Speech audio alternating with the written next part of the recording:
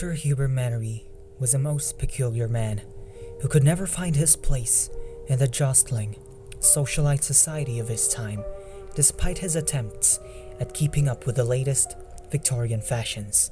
His business was a lucrative one, at a time when abnormal behavior and psychosis was a riddle wrapped in a cold blanket of taboo. To be the overseer of one of Britain's most notorious hospitals for the criminally insane was quite a task Dr. Mannery was entirely devoted to. Hubert Mannery had seen it all. Raving lunatics who would beat their chests and spit as you walked by. Murderoso's character would flicker between reserved vacancy to violent mania like metronomes and mutes, whose lips passed no judgment, but whose minds raced with fleeting images of the darkest depravity. As a seasoned professional approaching his 15th year in the field, there was nothing that Dr. Mannery feared, for there was nothing he didn't understand, save one patient, Willie Bremond, the very pinnacle of insanity. Willie was an enigma, found by police in the home of an elderly woman who he had tormented for months. The devilry encased, imprisoned within his cranium was inexplicable. It was believed by the employees at the hospital that the contents of his skull did not consist of the human brain, but a tarry, oily mess that would come oozing out of him if ever his head were split. The very blood of Beelzebub himself. Dr. Mannery had on many occasions tried to draw up a profile on his paradoxical subject, but could never crack the code to his fiendish behavior. Willie was not a mute. He could speak, but would choose his words with excruciating exactitude, and always with the intention of shocking his listeners. Any poor creature that made its way into his cell would meet its end, be it a cockroach, a rat, a fly, a bird, or a human. Everything would be devoured by his rampant bloodlust. His cell was tiny, enclosed by coarse limestone blocks into which he would carve his eerie figments and symbols. His lengthy imprisonment had only heightened his insanity, concentrating and warping his already weary mind. So too had he grown restless in the confines of his cell. Late one night, a Thursday evening at 11:40, the gallery of the damned Dr. Hubert Mannery's institution represented began a buzz with a manic electricity. Prisoners began shouting, raving, and rattling the iron bars that separated them from the outside world with an excitable energy that spread throughout the building like a hive mindset.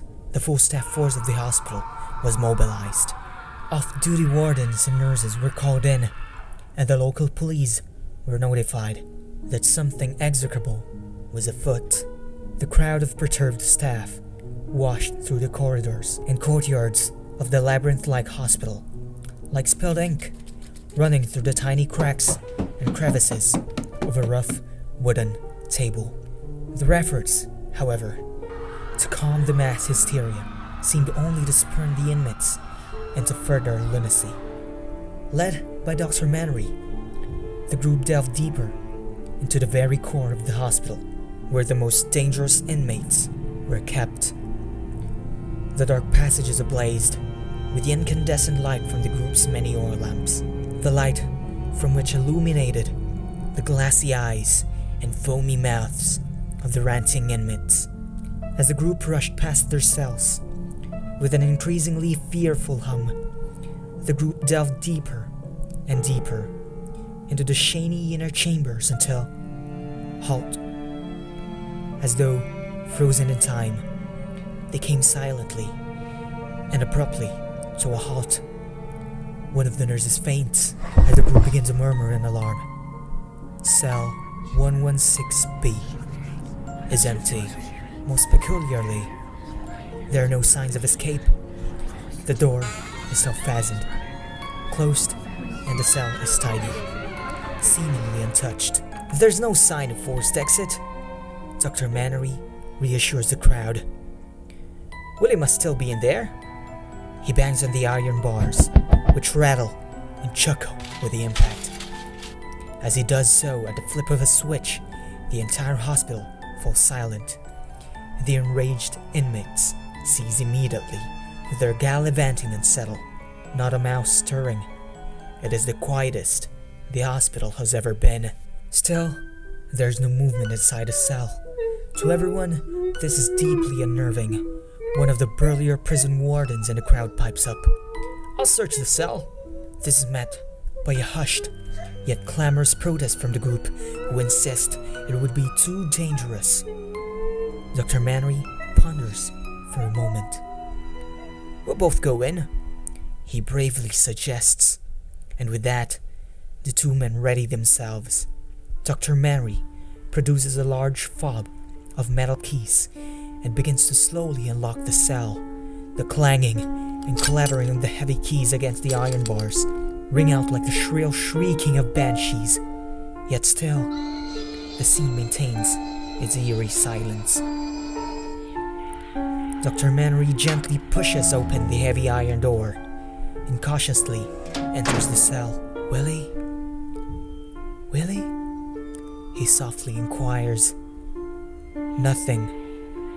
Only the slow slip, drip of the leaking tap in the far corner of the room. The bed is perfectly made and pulled over a large lump which they expect as the slumbering inmate. Gently they approach, whispering once more to him, but again without an answer. Dr. Mannery places his hand at the corner of the sheet and quickly pulls it back, revealing what is underneath. To their shock, there is no one underneath, only a cleverly disguised pillow and some books. The scene erupts once more. The inmates in the corridors outside begin clamoring, and a group of staff break out into terrified jabbering like machine gun fire. The world around Dr. Mannery begins to swirl as his heartbeat precipitates. I need to inform the chief of police. He turns back on himself, pushing through the panicking crowd.